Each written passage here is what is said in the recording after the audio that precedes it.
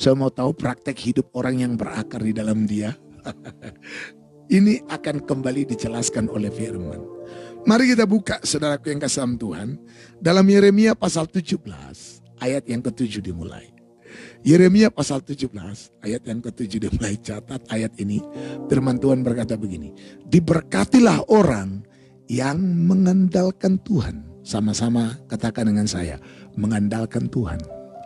Garis bawahi kata mengandalkan Tuhan. Nah, orang yang mengandalkan Tuhan dikatakan apa? Diberkati. Nah, siapa orang yang mengandalkan Tuhan itu? Adalah orang yang menaruh harapannya pada Tuhan. Jadi harapnya itu pada Tuhan. Harapnya bukan pada pemerintah, harapnya pada Tuhan. Harapnya bukan pada orang lain, tetapi harapnya pada Tuhan. Karena kalau kita lihat di dalam ayat yang kelima, terkutuklah orang yang mengandalkan dirinya sendiri, dan terkutuklah orang yang mengandalkan manusia, dan yang hatinya jauh dari Tuhan. Jadi orang-orang yang mengandalkan dirinya sendiri, mengandalkan dunia ini, mengandalkan mamon, mengandalkan kekuatannya, itu adalah orang yang disebut sebagai orang yang hatinya jauh dari Tuhan. Tetapi berbeda kalau hatinya melekat sama Tuhan. Ingatkan Mazmur 91. Sungguh hatinya melekat kepadaku, maka aku akan meluputkannya. Jadi siapa orang yang melekat hatinya kepada Tuhan? Dalam ayat yang ke-7, di Yeremia pasal 17 tadi dikatakan adalah orang yang mengandalkan Tuhan dan menaruh harapannya pada Tuhan. Ini orang yang melekat sama Tuhan. Dan kalau kita melekat sama Tuhan, Mazmur 91 digenapi dalam hidup kita. Walau 1000 rebah di kirimu, 10.000 di sebelah kananmu, itu tidak akan menimpa kamu. Haleluya. Itu dahsyat. Kalau kita mengandalkan Tuhan, hati kita melekat pada Tuhan. Jadi orang melekat hatinya pada Tuhan adalah orang yang mengandalkan Tuhan. Sebab tadi dalam ayat 5 dalam Yeremia pasal 17, orang yang mengandalkan dirinya sendiri manusia adalah orang yang hatinya jauh dari Tuhan. Bukankah firman Tuhan berkata, Yesus berkata, bangsa ini memuliakan aku dengan bibirnya, tapi hatinya jauh daripadaku.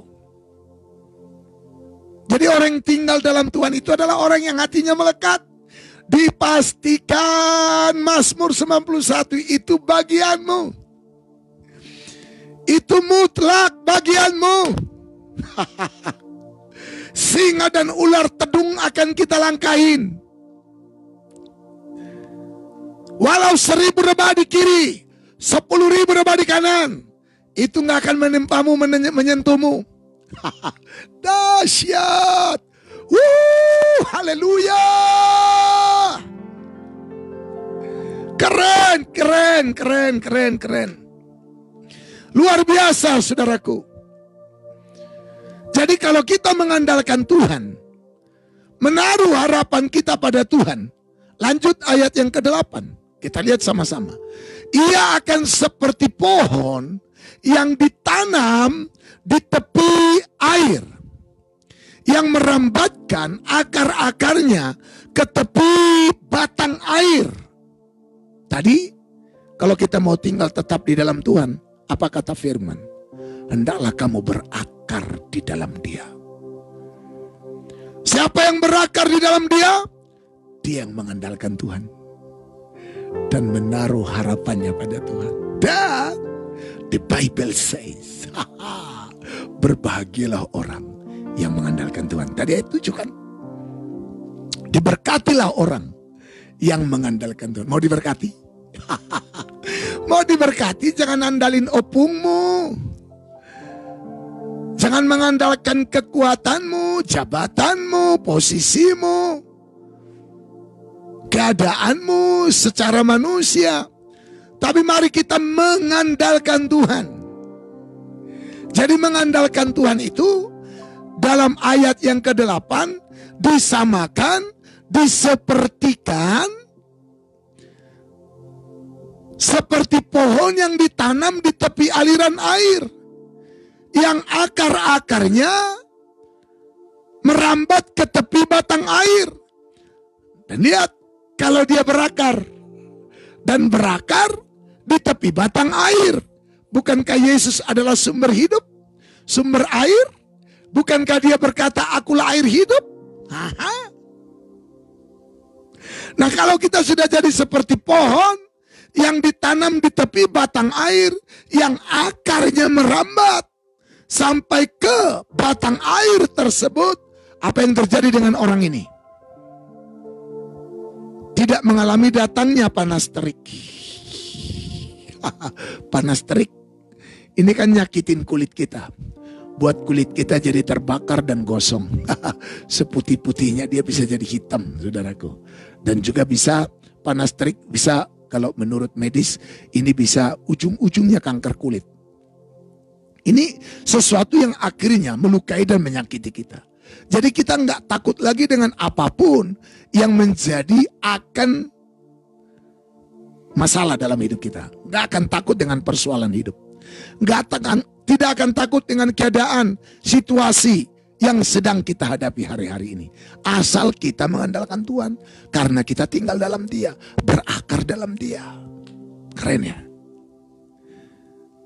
Bertobat kalau selama ini hati kita jauh dari Tuhan. Orang yang tinggal dalam Tuhan itu hatinya melekat sama Tuhan.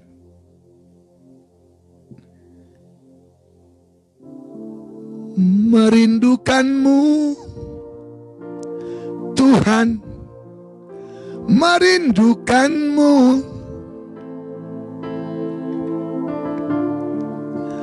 Kau yang ku kagumi selalu dalam hidupku.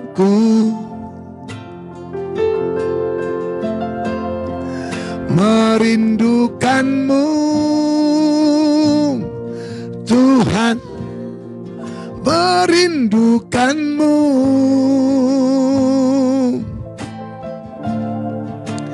Kau yang ku dambakan selalu dalam hidupku. Sarangeo untuk Tuhan Yesus.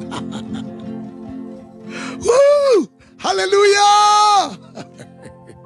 Tinggal di dalam Dia, berakar, hatinya melekat. Di hati inilah rumahmu, di hati inilah baitmu, di mana ku kan berada senantiasa. Kau pun ada. Sekali lagi. Di hati inilah rumahmu, di hati inilah baitmu, dimanapun ku kan berada senantiasa. Kau pun ada. Mesra sama Tuhan. Mantap ya. Melekat hatinya. Melekat. Oh. Jadi tidak jauh hatinya dari Tuhan.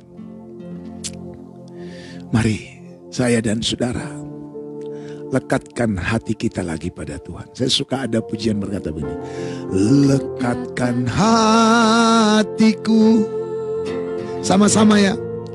Melekat dengan hatimu. Tetapkan langkahku sejalan dengan firman-Mu. Tepatkan semua yang ku buat seperti yang Bapa mau. Datanglah kerajaan-Mu, jadilah kehendak-Mu di bumi seperti di surga. Ayo pujian ini jadi doa kita. Sama-sama katakan, lekatkan hatiku. Ya Tuhan, melekat dengan hati-Mu, melekat dengan hati-Mu. Tetapkan langkahku sejalan dengan firman-Mu. Ya, ye. Sejalan dengan firman-Mu. Haleluya. Tetapkan semua yang ku buat seperti yang Bapa mau. Amin. Ini doa kami Tuhan. Ini doa hamba-Mu, doa kami umat-Mu, supaya hati kami melekat dengan hati-Mu. Sekali lagi, lekatkan hatiku, lekat. Mari ini menjadi doa kita, minta sungguh-sungguh kita nyanyikan kepada Tuhan. Tepatkan langkahku, tetapkan langkahku sejalan dengan firman-Mu. Tetapkan semua, tepatkan semua yang ku buat seperti yang Bapa mau. Datanglah kerajaan-Mu, jadilah kehendak-Mu di bumi seperti di surga. Amin, amin. Kiranya Tuhan berkenan akan doa pujian kita. Dan saya percaya Tuhan pasti berkenan, karena ini hatinya. Hati kita melekat, tidak jauh dari Tuhan. Kita tinggal di dalam Dia. Karena kita seperti pohon yang ditanam di tepi aliran air.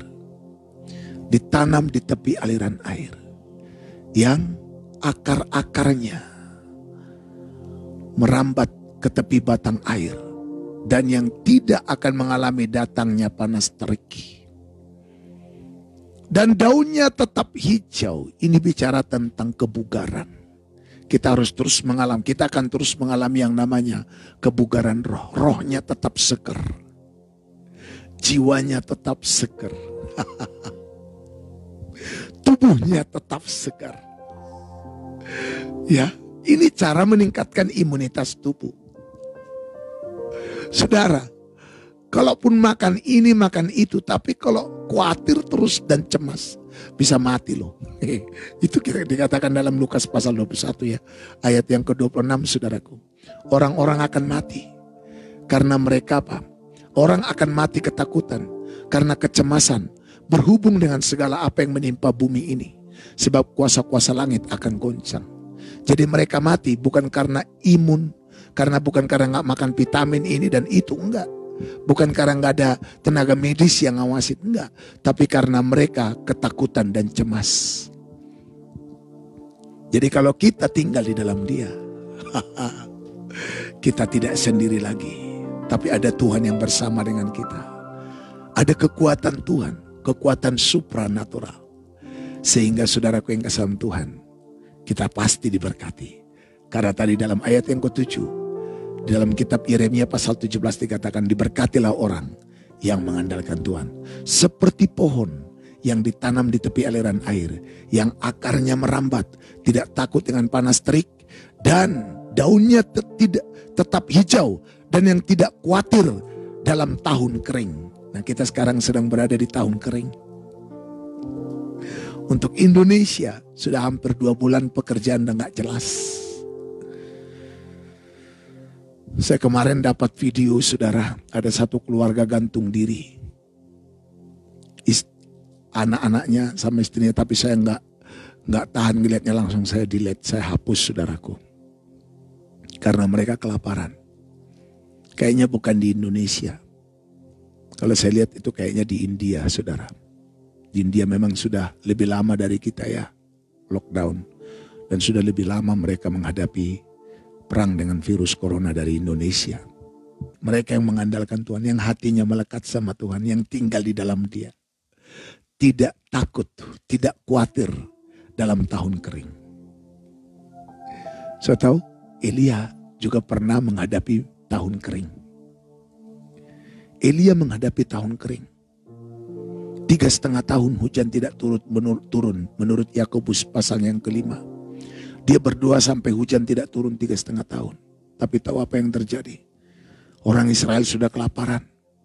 Tapi Elia dipelihara Tuhan dengan mengirim burung gagak untuk antar roti dan daging pagi dan petang. Keren ya. Tidak takut khawatir pada tahun kering. Sama dengan orang Israel, 40 tahun di padang gurun. Tidak pernah bercocok tanam.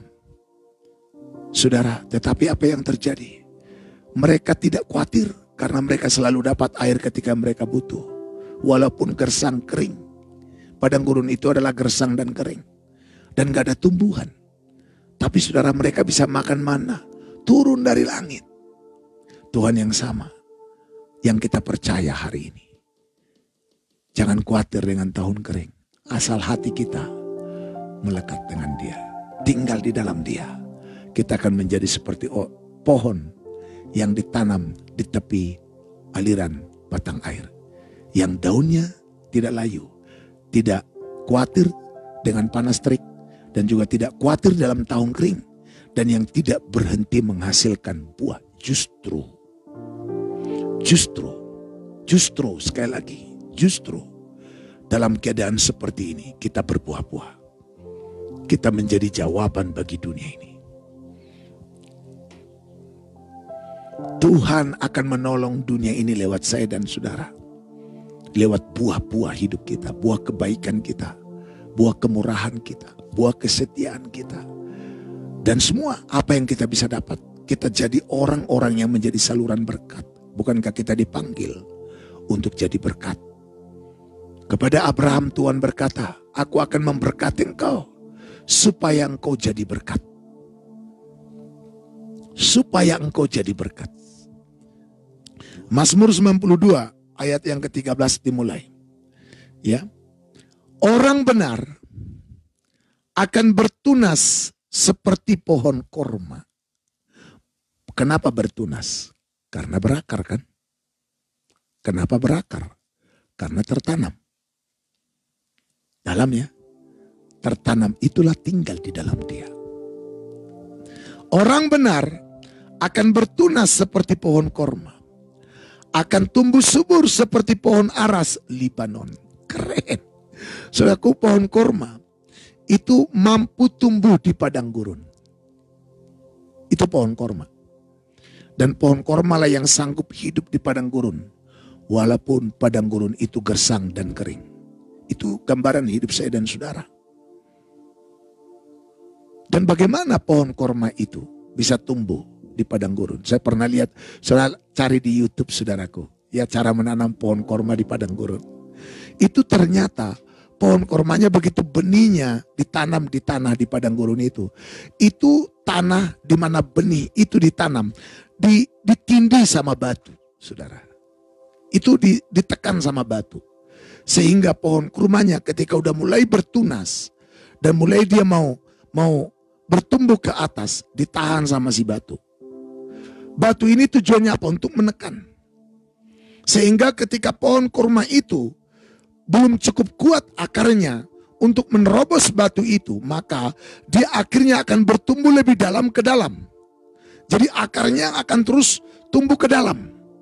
Sampai menemukan sumber air di dalam tanah. Begitu dia temukan itu, akarnya makin kuat di dalam. Itu pohon korma. Dan akarnya semakin kuat di dalam, dia akan mulai bertumbuh ke atas. Dan karena makin kuat dia di dalam, di bawah. Sehingga dia mampu menggulingkan batu yang ada di atas. Dan dia bertumbuh terus sampai ke permukaan tanah. Dan sampai berbuah-buah. Dan mampu hidup di padang gurun. Yang walaupun di padang gurun boleh dikatakan. Saya waktu pernah ke Israel saudaraku. Tour guide-nya bilang begini. Bahwa di padang gurun itu mungkin hanya 2 kali hujan 1 tahun. Itu pun gerimis. Itu tour guide-nya ngomong begitu. Itu pun gerimis katanya saudaraku. Yang dikasih oleh Tuhan. Itu di padang gurun. Tapi di sana pohon korma. Itu bisa tumbuh. Nah, kita dikatakan.